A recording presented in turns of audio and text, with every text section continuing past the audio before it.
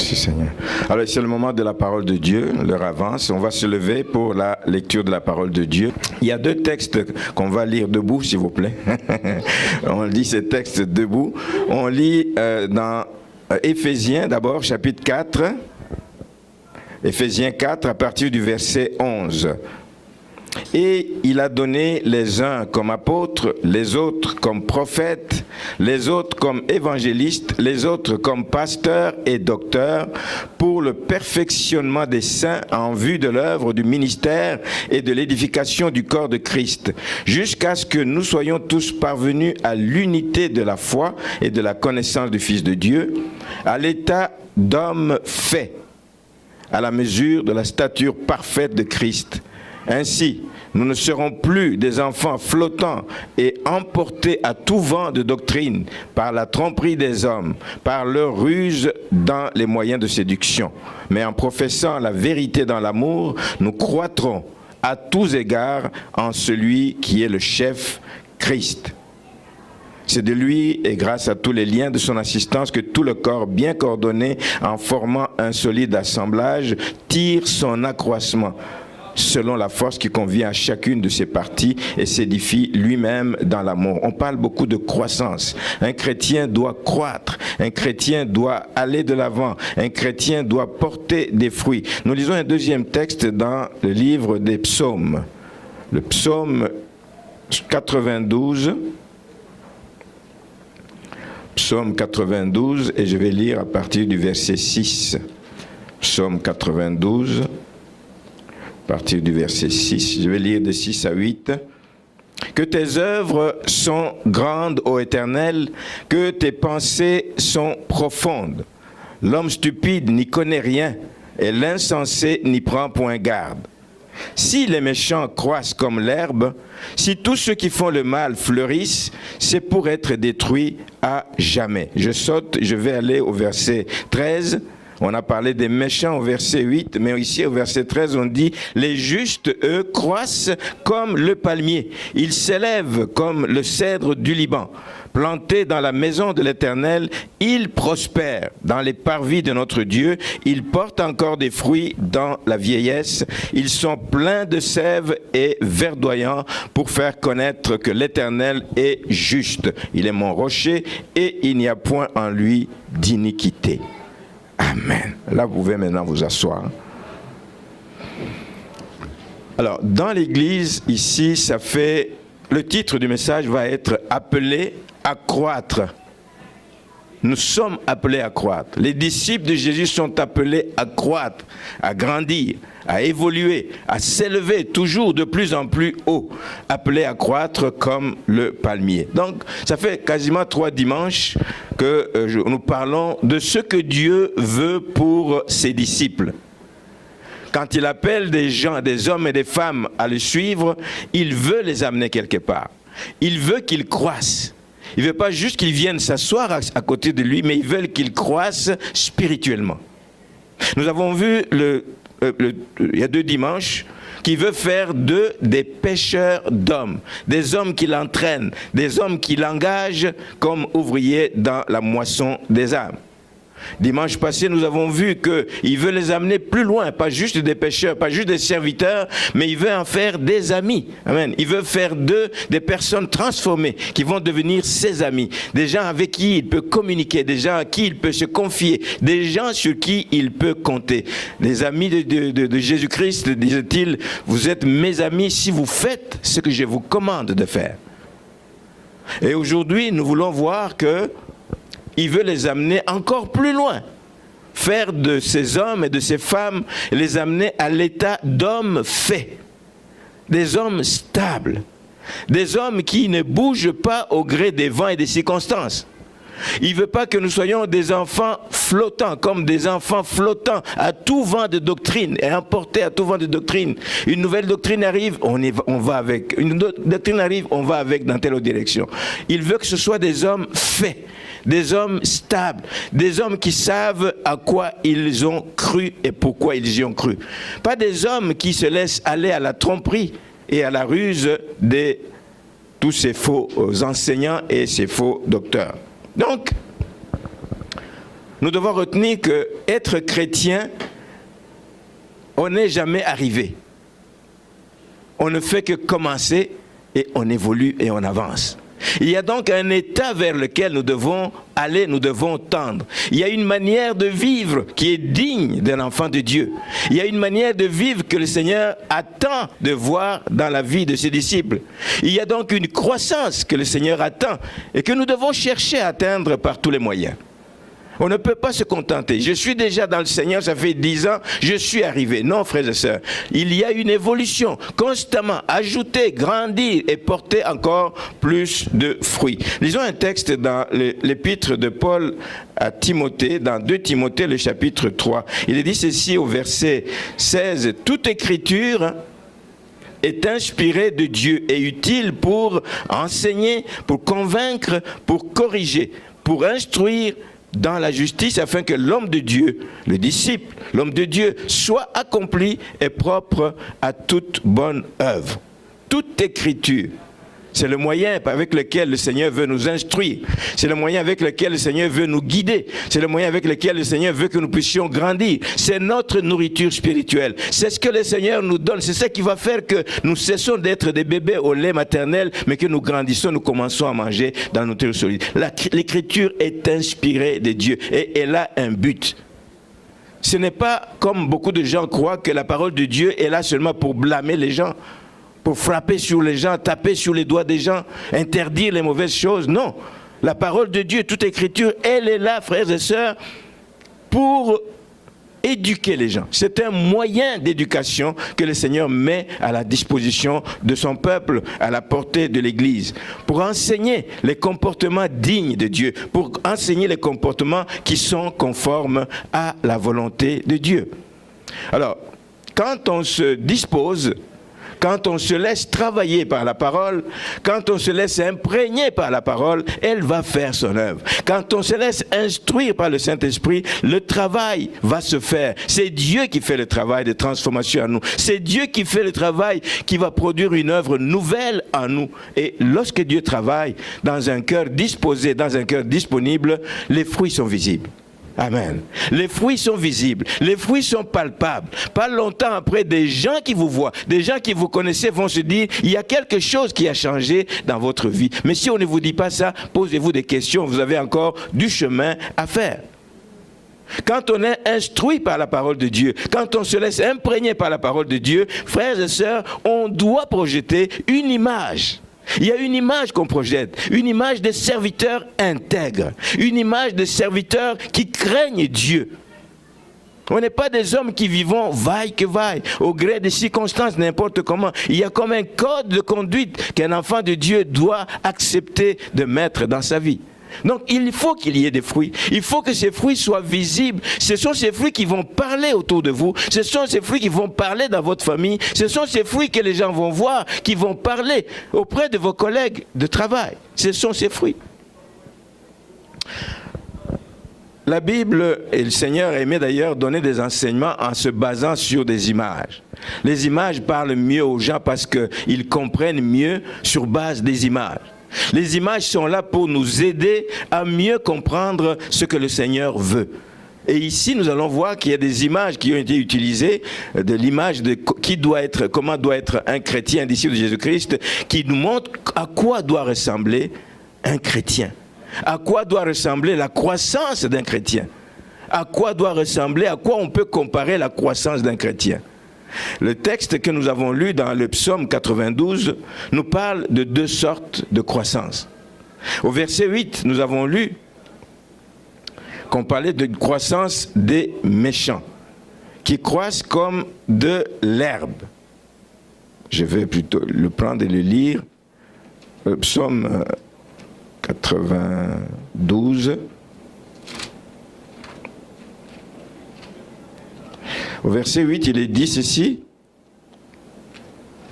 Si les méchants croissent comme de l'herbe, les justes, eux, au verset 13, croissent comme le palmier. Qu'est-ce que ça veut nous dire? Qu'est-ce que ça veut nous dire? La croissance des méchants est comparée à celle de l'herbe. Les méchants croissent comme l'herbe.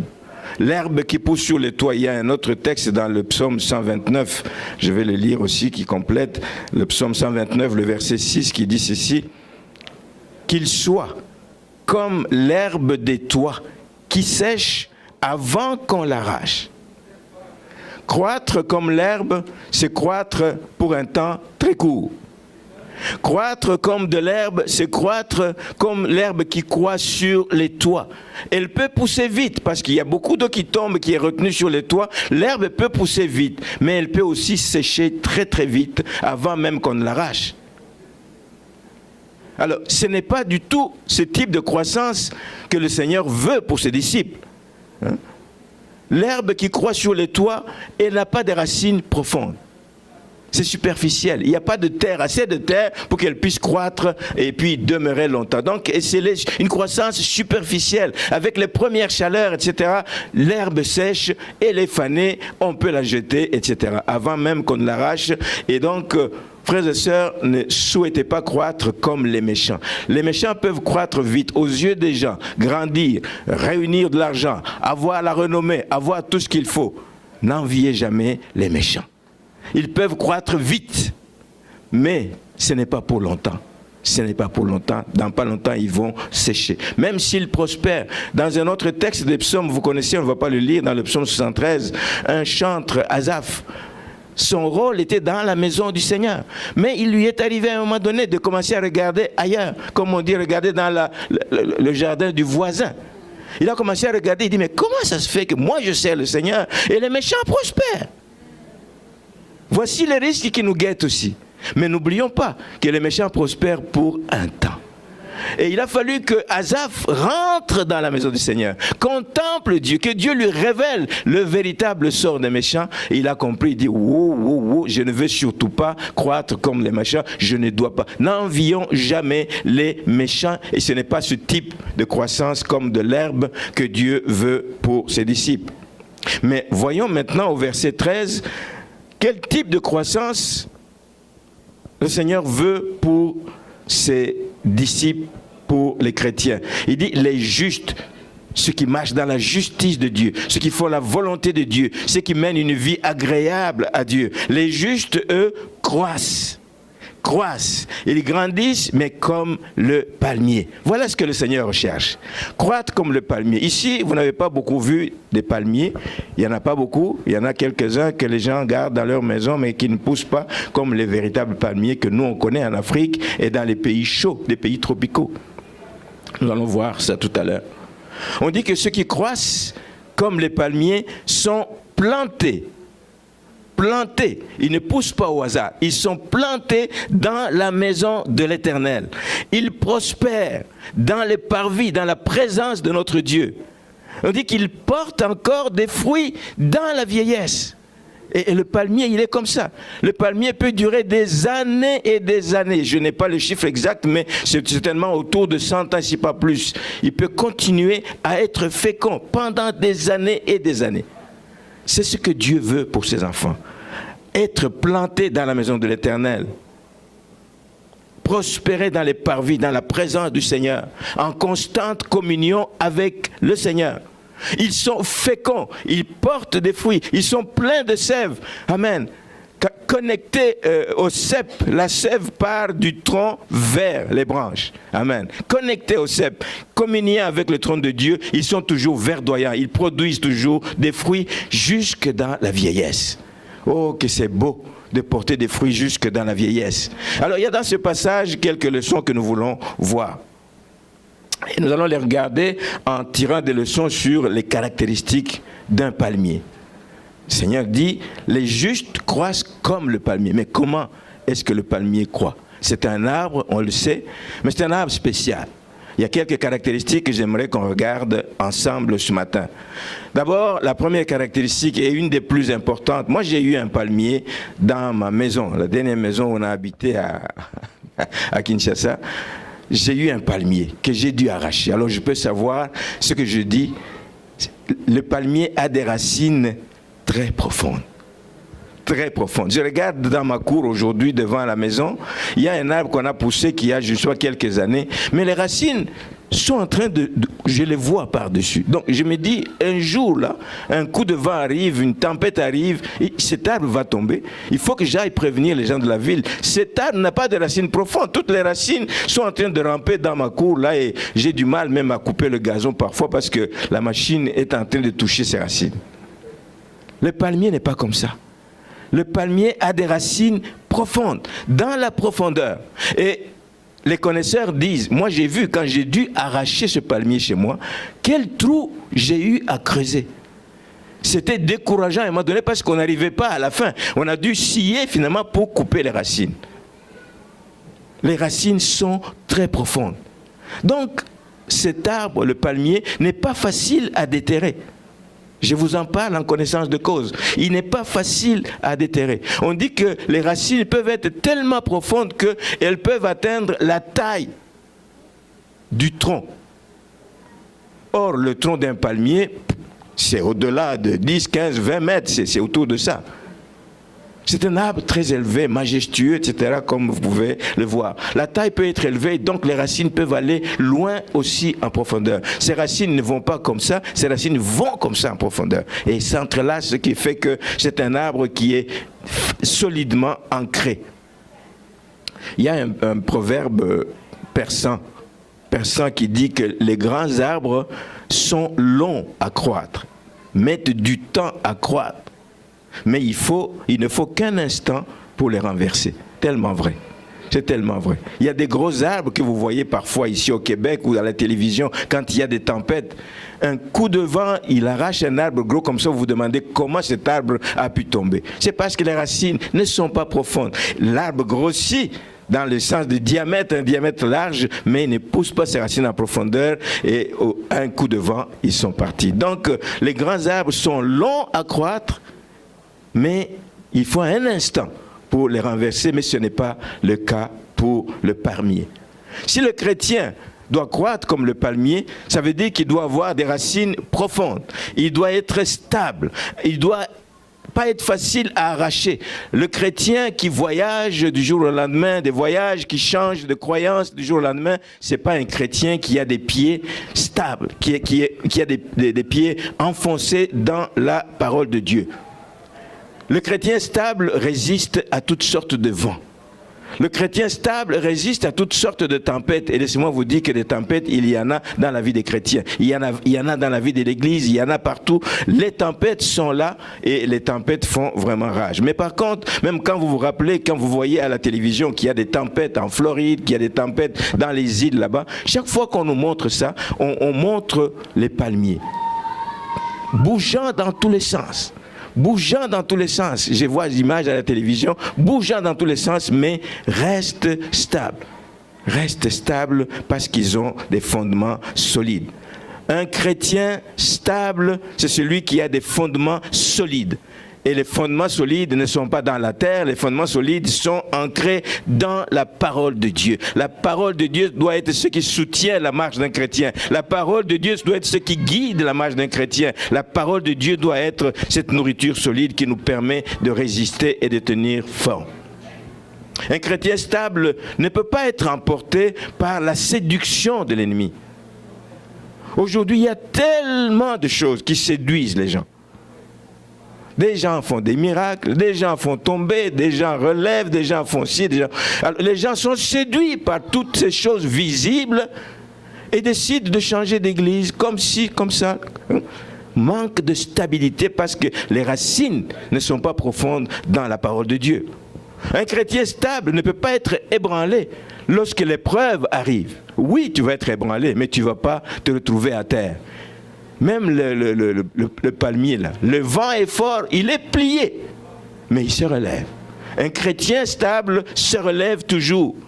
Il se relève toujours parce qu'il compte sur l'amour de Dieu, parce qu'il compte sur la grâce de Dieu, parce qu'il compte sur la force de Dieu, parce qu'il compte sur la présence de Dieu, parce qu'il compte sur la main de Dieu qui le tient. Et le Seigneur nous dit qu'il n'abandonne jamais les siens. Je suis avec vous jusqu'à la fin des temps. Il est présent lorsque le vent fait rage, il est présent lorsque on est dans la détresse. Un chrétien stable n'est pas ébranlé lorsque les épreuves arrivent. Un chrétien stable ne décide pas du jour au lendemain de changer d'église parce que tel m'a mal regardé, j'ai entendu qu'il a mal parlé de moi et je pars, je change d'église. Tu passes d'une église à une autre, tu vas être un continuel voyageur. Un chrétien stable supporte ces choses, se met dans la présence du Seigneur, cherche le réconfort auprès du Seigneur. Le Seigneur va te parler, il viendra panser la plaie. Il est ton soutien, il est ta force. Dans l'épître de Pierre, première épître de Pierre, chapitre 2, verset 2, nous invite à désirer le lait de la parole. Désirer le lait de la parole. Comme les enfants nouveau-nés désirent le lait maternel. Mais il faut désirer le lait spirituel et pur de la parole de Dieu afin de croître. C'est le lait de la parole de Dieu qui nous fait croître. C'est le lait de la parole de Dieu qui nous fait grandir, qui nous fait prendre des racines profondes et qui nous permet donc de résister lorsque la tempête arrive. Première caractéristique du palmier et qui doit être celle du chrétien, c'est d'avoir des racines profondes. Ces racines vont être profondes si vous aimez la parole. Ces racines vont être profondes si vous méditez la parole. Ça va être profond lorsque vous étudiez, vous allez chercher à tirer tout ce qu'il y a comme substance dans la parole de Dieu. Ce n'est pas juste une lecture de plaisir ou une lecture par obligation. J'ai lu ma portion des Écritures le matin et c'est fini. Non, il faut la méditer, la mâcher, l'intérioriser. Seigneur, en quoi est-ce que ceci me parle? Qu'est-ce que moi je peux retirer de ces passages? Amen. Des pieds dans la parole de Dieu, des racines profondes. Ainsi tu vas être stable, ainsi tu vas porter des fruits, ainsi tu ne vas pas être ébranlé lorsque les difficultés arrivent. La deuxième caractéristique, ceux qui connaissent les palmiers savent que, moi en tout cas je le voyais quand on était jeune, des gens qui montaient en haut pour aller cueillir les noix de palme, là, les régimes. Quand il est mûr, il donnait des coups de machette ou quelque chose comme ça pour se frayer un chemin, donc se faire une sorte d'escalier pour monter dessus. Donc c'est un arbre qui est continuellement blessé, écorché, je veux dire. C'est un arbre sur lequel on tape, mais ça n'empêche pas cet arbre de vivre. Pourquoi? Parce que le palmier tire sa sève. Qu'est-ce qui nourrit un arbre? C'est la sève. Et la plupart des arbres ont leur sève dans l'écorce. Allez chez vous, je sais pas, c'est pas une bonne recommandation, mais en tout cas, si vous voulez faire l'expérience, allez chez vous, enlevez tout ce qu'il y a comme écorce autour de votre arbre, donnez-moi le temps, vous allez revenir me dire que l'arbre a séché. Mais ce n'est pas le cas pour le palmier. La sève du palmier est à l'intérieur, dans le cœur même du palmier, dans le cœur du tronc. Donc loin, caché, les intempéries n'y touchent pas, les intempéries ne l'affectent pas. Il tire sa sève de l'intérieur du tronc. La vie chrétienne n'est pas une vie d'apparence, n'est pas une vie extérieure, n'est pas une vie qui est comme dans l'écorce, dans ce qu'il y a à l'extérieur. On te touche, je ne veux plus être chrétien. On t'a dit quelque chose, je ne veux plus aller à l'église. Non, la vie chrétienne, c'est plus profond que ça. La vie coule en nous parce que Christ est en nous. Le palmier est tellement bien protégé. Pour l'atteindre, il faut aller au cœur du tronc. Le chrétien, c'est pareil. Normalement, un chrétien véritable, un chrétien stable, solide dans le Seigneur, pour l'atteindre, il faut aller chercher très loin. Ça prend beaucoup pour ébranler un enfant de Dieu. Amen. Parce qu'il sait que lorsqu'on essaie de le toucher, on essaie de le déstabiliser, il a recours au Seigneur. Il a recours au Seigneur. Le Seigneur est sa force, nous l'avons dit ce matin. Il est la source de sa joie. Les gens croient qu'ils t'ont donné des coups, ils croient qu'ils t'ont affaissé, mais ils trouvent que tu continues à sourire parce que ta joie vient de l'intérieur. Ça ne dépend pas des circonstances qui t'entourent. Le palmier tire sa sève de l'intérieur. C'est difficile d'aller l'atteindre. Et la vie chrétienne ne doit pas être une vie de façade, frères et sœurs. Ne doit pas être une vie d'apparence extérieure. Le chrétien mature doit tirer sa force, doit tirer sa joie, doit tirer son réconfort de Christ. Voilà pourquoi Paul dit dans l'Épître aux Colossiens, chapitre 1er, verset 27, « Christ en nous, source et espérance de la gloire. » C'est parce que Christ est en nous. Pas avec nous, mais en nous. C'est l'espérance de la gloire. Et au chapitre 3, verset 3, il dit que notre vie est cachée avec Christ en Dieu. Amen. Si nous avons une vie chrétienne, c'est une vie cachée. C'est une vie où l'ennemi ne peut pas nous atteindre. L'ennemi viendra, il va donner des coups, mais il touche à l'extérieur, comme on le dit pour le palmier. Il touche l'extérieur. Mais notre intérieur est en Dieu, caché avec Jésus-Christ en Dieu. Un chrétien stable doit le savoir. Ça veut dire que nous tirons notre force non pas en fonction des circonstances, nous tirons notre joie qui ne dépend pas des circonstances, mais nous la tirons de loin. On ne peut pas t'arracher la joie. On ne peut pas t'arracher la joie. Je vous ai souvent parlé d'un collègue que j'ai connu qui a passé des années depuis son mariage jusqu'à l'année où je l'ai connu. Ça faisait comme 10 ans qu'il était marié. Dès le premier jour qu'il a épousé sa femme, malade, tout le temps mourante, tout le temps au bord de la mort, sur le lit tout le temps. Le monsieur passe son temps à genoux à prier sur le lit d'une malade. C'est pas un mariage réussi aux yeux des gens. Mais cet homme avait toujours la joie. Dites-moi d'où il tirait cette joie. Vous le voyez au travail. Avant qu'il me raconte ce qui lui arrivait, mais moi je ne pouvais pas savoir. C'était un homme joyeux, souriant, épanoui, mais qui vivait des choses difficiles. Mais puisque Christ était en lui, puisque Christ le relevait, puisque Christ lui apportait le secours dont il a besoin, lorsqu'il se sent en détresse, lorsqu'il se sent faible, mais il avait toujours la joie, il était toujours souriant, et c'était une joie qui pouvait contaminer les gens. Je n'ai jamais vu un homme souriant tout le temps comme ça. Voici comment il était, parce qu'il savait d'où il tirait sa force, d'où il tirait sa joie. Frères et sœurs, tu veux être un chrétien stable, tu veux être un chrétien qui va loin, demeure attaché au cep. Christ soit la source de cette sève qui te nourrit, de cette sève qui te renouvelle, de cette sève qui fait que tu continues à avoir la joie, la force et continuer. Donc, tu peux être malmené. Et oui, tu peux être malmené, tu peux être écorché par un frère dans une église. Ça arrive souvent. Combien de fois?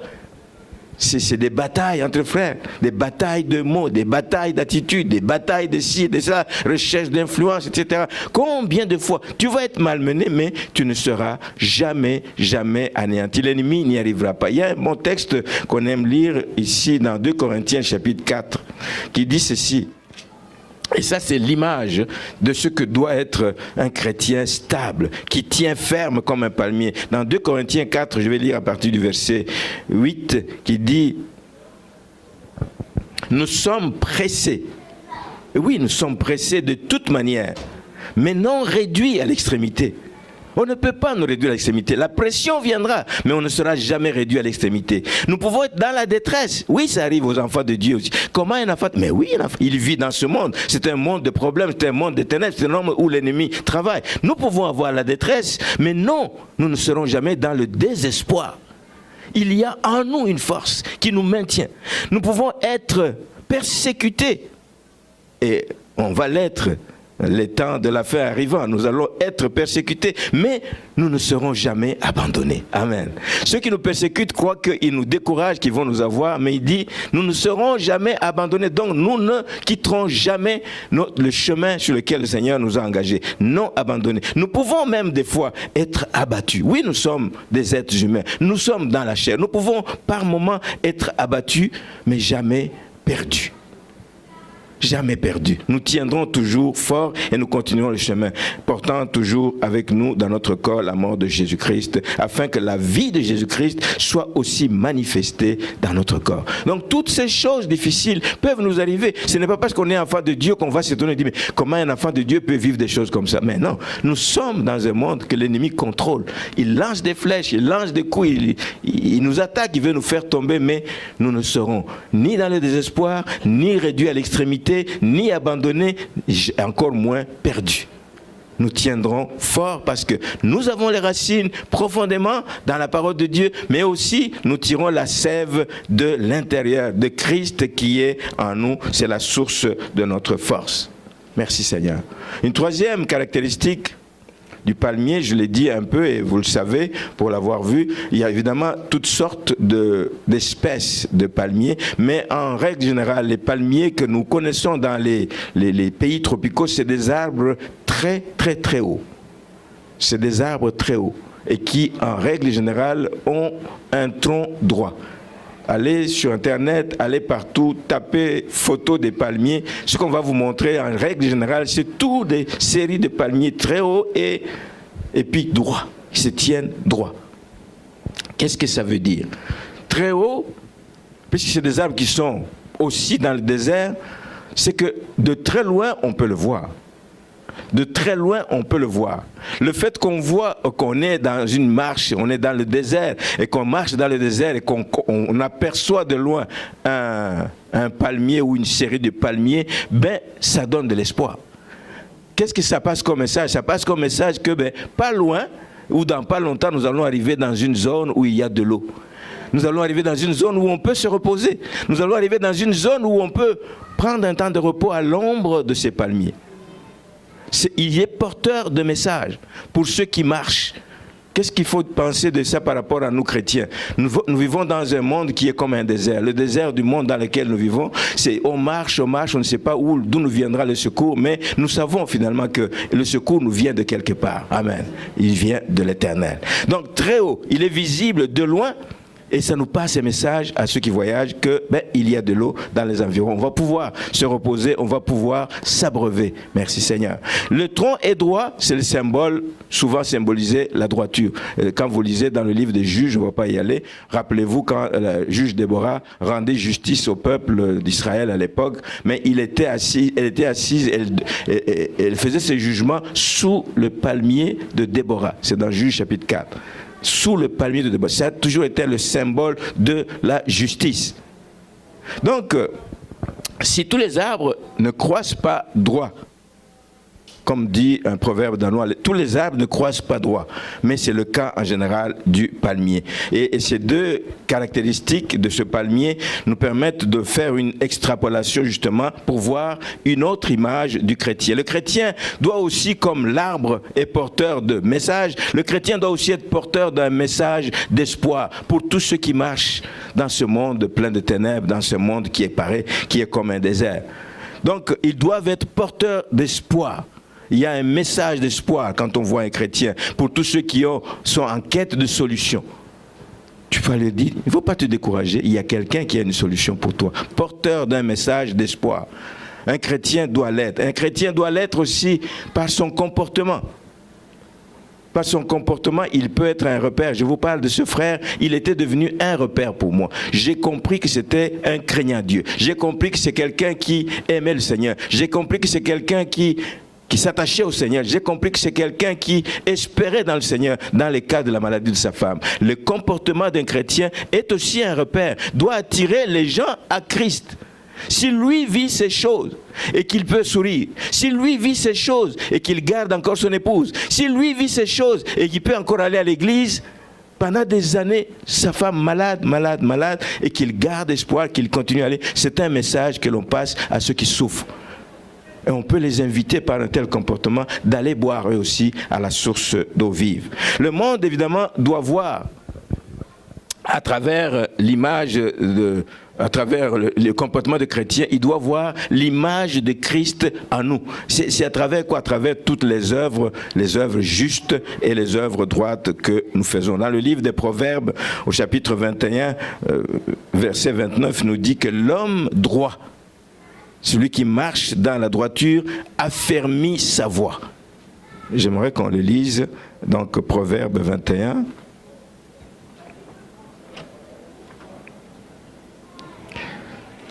Proverbe 21, le verset 29.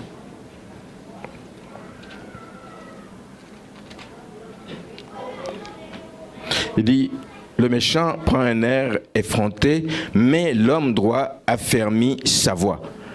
Le commentaire ici, c'est que les méchants deviennent obstinés, ils cherchent à maintenir ce qui les arrange, sans égard pour autrui ni pour la vérité. Alors que les justes, eux, avancent toujours dans l'intégrité. Un chrétien mature, un chrétien qui est devenu un homme fait, il va toujours avancer dans l'intégrité. Amen.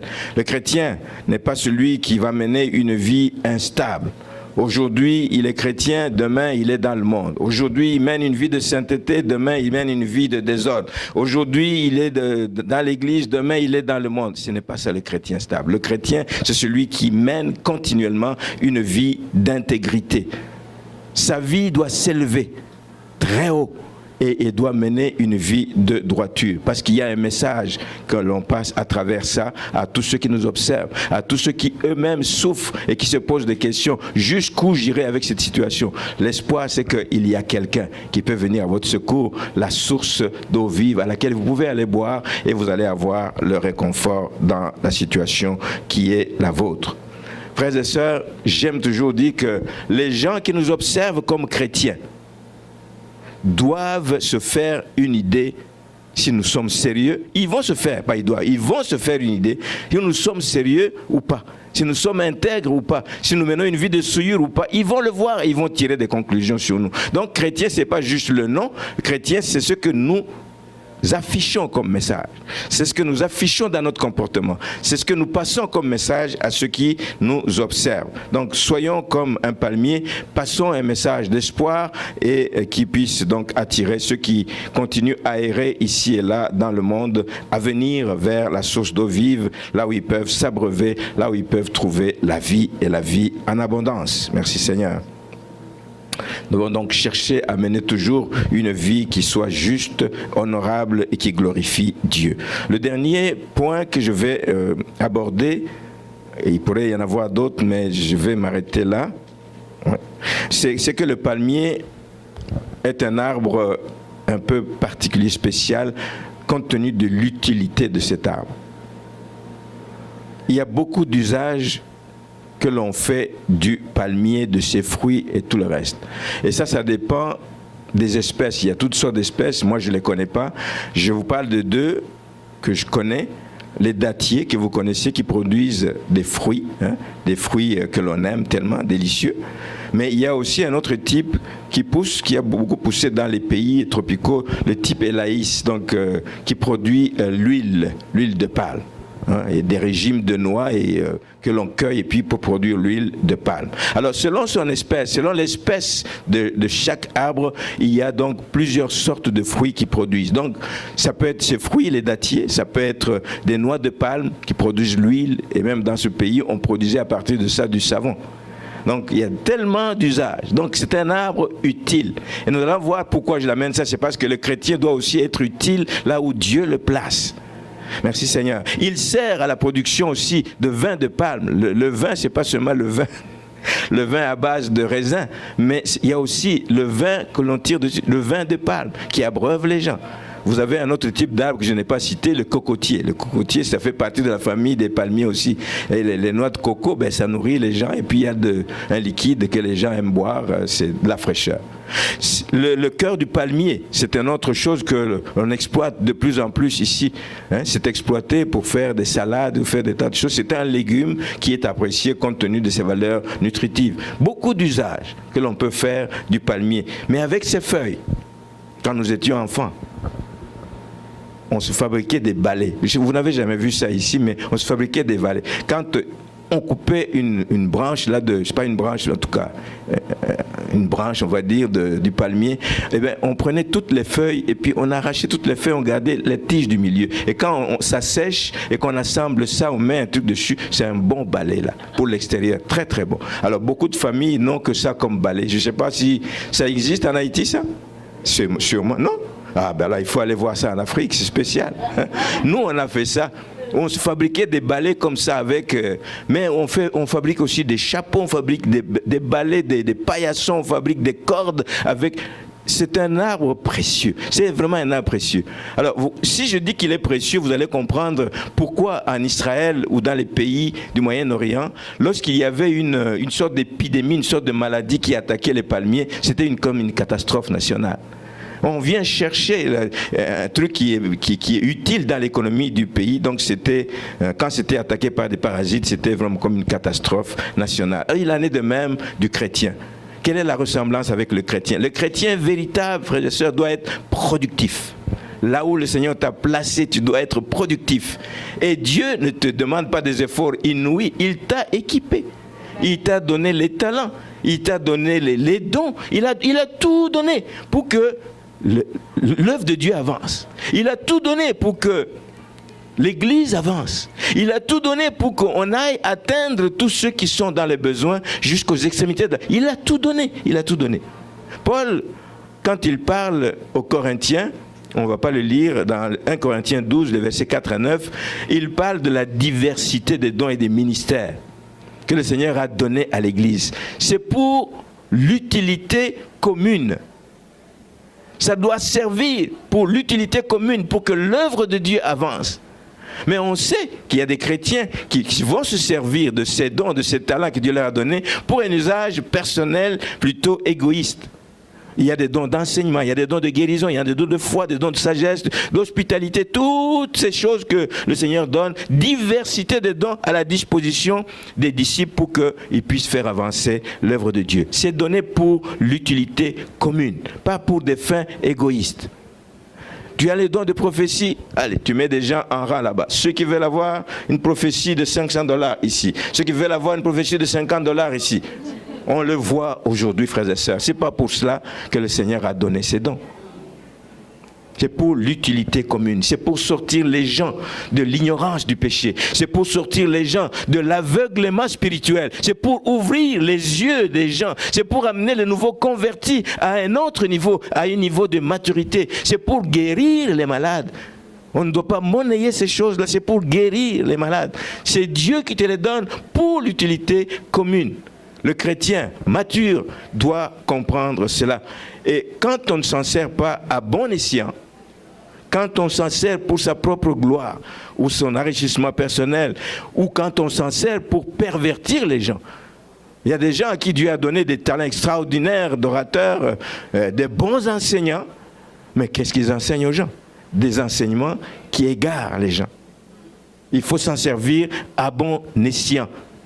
Parce que quand on s'en sert comme on veut, pas comme Dieu veut, il y a quelqu'un qui jubile. Il dit, yes, continue comme ça. Il va t'encourager, il va encore t'envoyer beaucoup de gens à qui tu vas enseigner, que tu vas perdre. C'est l'ennemi. L'ennemi va jubiler.